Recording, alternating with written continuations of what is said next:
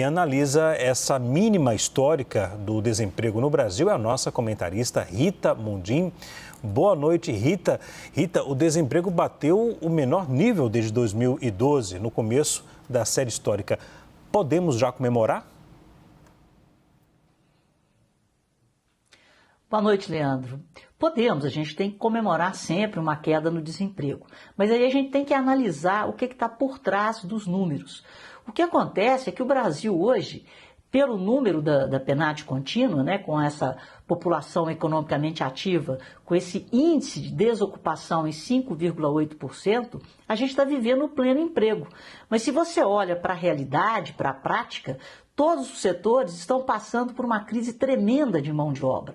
O que acontece é que se você não está procurando emprego, você não está desempregado. Então a gente vê a queda no desemprego, 5,8%, a menor da série histórica, e por outro lado, a gente vê também um índice muito importante, que é o de subutilização.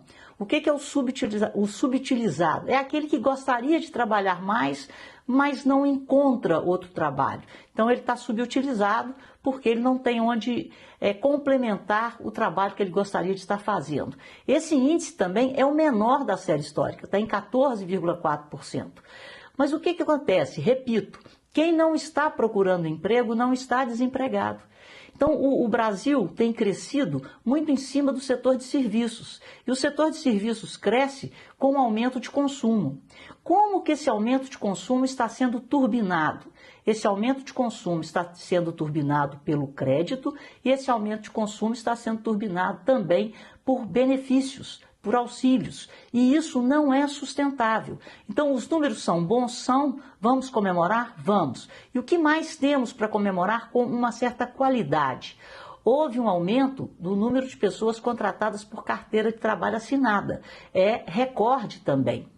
Outro recorde que a gente tem que ficar com a pulga atrás da orelha é o número de funcionários públicos. É recorde, 12 milhões e 800 mil. Tem 39 milhões de pessoas com carteira assinada, exceto, né, os empregados domésticos, 12 milhões e 800 mil de funcionários públicos. Então houve um crescimento expressivo na contratação de funcionários públicos, com o país buscando o equilíbrio fiscal, ou seja, não estamos cortando despesas pelo lado da contratação de funcionários públicos. E aonde está o problema do Brasil?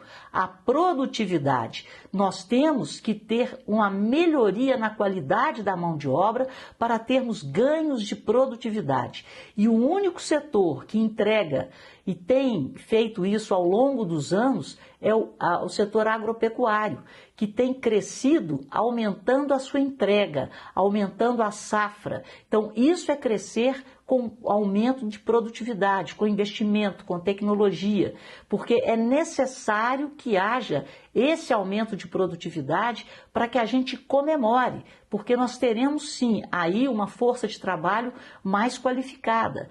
Houve realmente um aumento no rendimento médio, mas um aumento pequeno, né? Digamos assim, saiu de 3.440 no trimestre anterior, findo em março, para 3.477, um crescimento de 1,1% na base trimestral e um crescimento de 3,3% na base anual.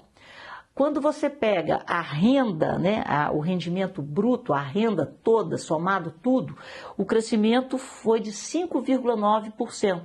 E isso é mais do que a inflação, mas a gente poderia ter tido um desempenho melhor se nós tivéssemos uma força de trabalho mais qualificada. O Brasil tem que procurar produtividade e, repito, estamos vivendo um pleno emprego com uma crise no mercado de trabalho por falta de mão de obra. Repito, nem todo mundo que é questionado responde: você está procurando emprego? Não. Então você não está desempregado. Então temos que melhorar, né, a nossa qualidade da força de trabalho e incentivar as pessoas para o trabalho. Agora, Rita, a inflação lá nos Estados Unidos acelerou, no caso em junho, para 0,3%. Esse número pode ajudar, Rita, o Brasil na negociação pela isenção de café e carne também? Com certeza, Leandro. Esse número é dado pelo PCE. Nos Estados Unidos existem 2 índices de inflação.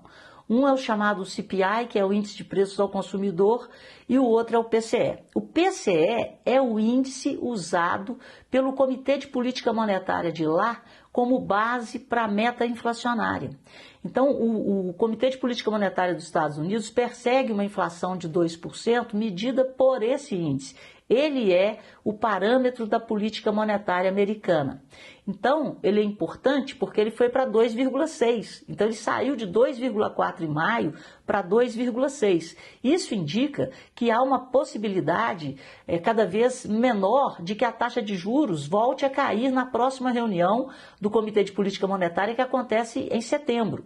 E o Trump está mirando a queda dos juros, porque a queda dos juros fortalece, né, o consumo, fortalece o investimento, e ele quer fazer esse contraponto em um momento em que as tarifas podem, inclusive, diminuir o ritmo de crescimento da economia americana, que até aqui tem sido preservado. Nós vimos o PIB americano crescer 3% no segundo trimestre, depois de sair de uma contração de 0,5% no primeiro trimestre. Então, o Trump hoje, por exemplo, ele mandou carta para 17 farmacêuticas, exigindo até dia 29 de setembro que os preços dos medicamentos nos Estados Unidos sejam compatíveis com os preços praticados em outros países desenvolvidos. Ele se queixa de que nos Estados Unidos os preços de medicamentos são até 3 vezes maiores do que os mesmos medicamentos em outros países. Então ele deu esse ultimato, ele está preocupado com a inflação, ele quer a redução dos juros. Então o Brasil nisso aí entra o café e entra a carne. Hoje existem boatos que até amanhã o café pode entrar para a lista dos isentos, né? Então vamos torcer para isso, porque o café está no consumo de todos os americanos, é muito importante. E se houver uma majoração no preço do café e da carne, que já está num nível muito elevado por lá, isso complica, né? Porque essa sensação de perda de poder aquisitivo ou de diminuição de consumo de produtos essenciais para o americano que não come hambúrguer e que não toma café. Não existe, né? Então isso pode nos favorecer sim nessa negociação, principalmente do café e da carne. Agora, Rita, como ficou o mercado neste day after, hein, do tarifaço? A percepção geral é positiva ou negativa? Leandro, eu diria que o mercado hoje foi uma mistura, né, de ressaca de Copom com soluço de tarifaço. Por que ressaca de Copom? Porque nós tivemos aquelas empresas que são mais sensíveis ao juro mais alto, né? A gente chama de cíclicas. As varejistas, as incorporadoras, elas precisam de um juro baixo para alavancarem os seus negócios. Então essas empresas e os bancos, né? Os bancos estão com medo de um aumento na inadimplência, já que a taxa de juros vai permanecer alta por muito mais tempo. Então, isso trouxe uma queda nesses setores, né? As varejistas caíram, as incorporadoras, os bancos. E ainda tivemos a queda do preço do barril de petróleo e a queda do preço do minério. Então, Petrobras e Vale também caíram. Então, o índice Bovespa caiu, o dólar ficou mais pressionado, o dólar subiu, voltou para 5,60 e os juros futuros também subiram. Então, isso foi um efeito Copom. Agora, o soluço do tarifaço foi um soluço até positivo. A Embraer, ela recuperou em 2 pregões 20% de valor. Então, ela voltou a subir forte hoje e isso, né, mostra que essa isenção desses itens que foram elencados ontem já trouxe um certo alívio para algumas empresas, para algum setor. Mas temos que continuar, né, com mais diplomacia e menos ideologia para a gente conseguir isentar o máximo de produtos possíveis, porque estamos falando do nosso segundo maior parceiro comercial.